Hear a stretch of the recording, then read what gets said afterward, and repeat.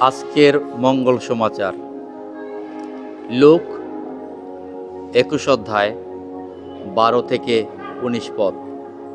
তবে এই সব কিছু ঘটবার আগে লোকেরা কিন্তু তোমাদের গ্রেপ্তার করবে, নির্যাতন করবে। তারা তোমাদের তুলে দেবে সমাজগৃহের কর্তৃপক্ষেরই হাতে, পুরে দেবে কারাগারে। তারা তোমাদের এনে দাঁড় করাবে নানা রাজা ও শাসনকর্তাদেরই দরবারে। এই সব কিছু তারা করবে তোমরা আমার অনুগামী বলেই। আর তাতে তোমরা তো সত্যের সপক্ষে সাক্ষী দেবারই সুযোগ পেয়ে যাবে।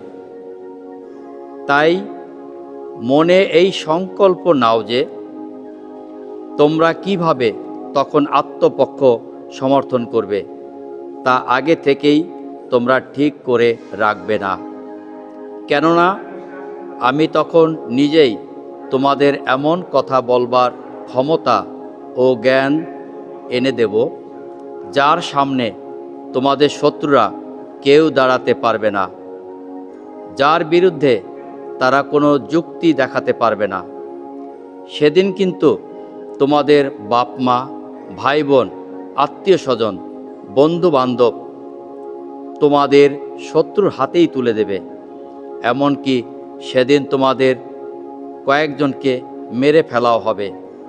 তখন আমার জন্যে তোমরা হয়ে উঠবে সকলেরই ঘৃণার পাত্র।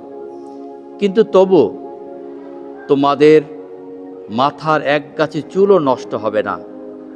তখন তোমাদের কর্তব্যনিষ্ঠাই তোমাদের রক্ষা করবে। প্রভুর মঙ্গল সমাচার।